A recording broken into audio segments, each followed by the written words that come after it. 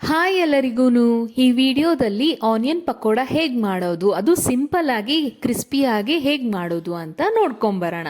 ಇದಕ್ಕೆ ನಾನು 2 medium size ಈರುಳ್ಳಿನ ತಗೊಂಡು ಉದ್ದುದ್ದಕ್ಕೆ ತೆಳುವಾಗಿ ಹಚ್ಕೊಂಡಿದ್ದೀನಿ. ಈ ಹಚ್ಚಿಟ್ಕೊಂಡಿರುವಂಥ ಈರುಳ್ಳಿನ ಒಂದು ಬೌಲ್ಗೆ ಟ್ರಾನ್ಸ್ಫರ್ ಮಾಡಿಕೊಂಡು ಅದನ್ನು ಕೈಯಲ್ಲೇ ಲೇಯರ್ ಆಗಿ ಬಿಡಿ ಬಿಡಿ ಆಗೋವರೆಗೂ ಕಲಿಸ್ಕೋಬೇಕು. ಇದಕ್ಕೆ ಸಣ್ಣದಾಗಿ ಹಚ್ಚಿರುವಂಥ ಕೊತ್ತಂಬರಿ ಸೊಪ್ಪು, ಪುದೀನ ಸೊಪ್ಪು, ಬೇಕಂದ್ರೆ ಒಂದು ಸ್ವಲ್ಪ ಜೀರಿಗೆ, ವಾಮುನ ಕೂಡ ಹಾಕ್ಕೋಬೋದು.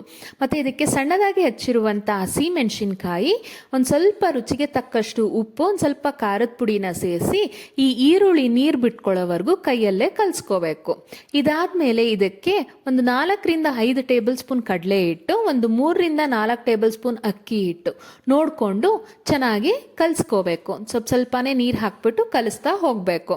ಇದು ತುಂಬ ತೆಳುವಾಗಿ ಕಲಿಸ್ಕೋಬಾರ್ದು, ಹಿಟ್ಟು ಜಾಸ್ತಿ ಇರಬಾರ್ದು, ಮತ್ತು ಈರುಳ್ಳಿ ಜಾಸ್ತಿ ಕಾಣಿಸ್ಕೊಂಡ್ರೆ ಟೇಸ್ಟ್ ಅಂತೂ ತುಂಬ ಚೆನ್ನಾಗಿರುತ್ತೆ. ಈಗ ಇದಕ್ಕೆ ಫೈನಲ್ ಆಗಿ ಒಂದು ಚಿಟಿಕೆಯಷ್ಟು ಸೋಡಾನ ಹಾಕಿ ಚೆನ್ನಾಗಿ ಕಲಸಿ ಪಕ್ಕಕ್ಕೆ ಇಟ್ಕೋಬೇಕು. ಈಗ ನಾವು ಬಾಣಲಿಗೆ ಡೀಪ್ ಫ್ರೈಗೆ ಆಗೋಷ್ಟು ಎಣ್ಣೆನ ಹಾಕಿ, ಈ ಎಣ್ಣೆ ಕಾದಾದ್ಮೇಲೆ ಈ ಕಲಸಿಟ್ಕೊಂಡಿರುವಂಥ ಮಿಶ್ರಣನ ಬಿಡಿ ಬಿಡಿಯಾಗಿ ಎಣ್ಣೆಯಲ್ಲಿ ಹಾಕಿ ಚೆನ್ನಾಗಿ ಫ್ರೈ ಮಾಡ್ಕೋಬೇಕು. ನಾವು ಇದು ಒಂದು ಸ್ವಲ್ಪ ಅಕ್ಕಿ ಹಿಟ್ಟು ಜಾಸ್ತಿ ಹಾಕಿರೋದ್ರಿಂದ ಪಕೋಡ ಅಂತೂ ತುಂಬ ಕ್ರಿಸ್ಪಿಯಾಗಿ, ತುಂಬ ಟೇಸ್ಟಿಯಾಗಿ, ತುಂಬ ಚೆನ್ನಾಗಿ ಬರುತ್ತೆ. ಈ ಬೇಕ್ರಿಯಲ್ಲಿ ಗಾರ್ನಿಷಿಂಗ್ಗೆ ಕರ್ಬೇವಿನ ಸೊಪ್ಪನ್ನ ಹಾಕ್ತಾರೆ.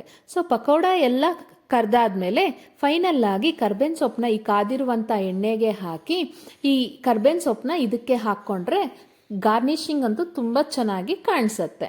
ಈ ರೆಸಿಪಿ ನಿಮಗೆ ಇಷ್ಟವಾಗಿದ್ದಲ್ಲಿ ನನ್ನ ಚಾನಲ್ನ ಲೈಕ್ ಮಾಡಿ, ಶೇರ್ ಮಾಡಿ, ಸಬ್ಸ್ಕ್ರೈಬ್ ಮಾಡಿ. Thank you.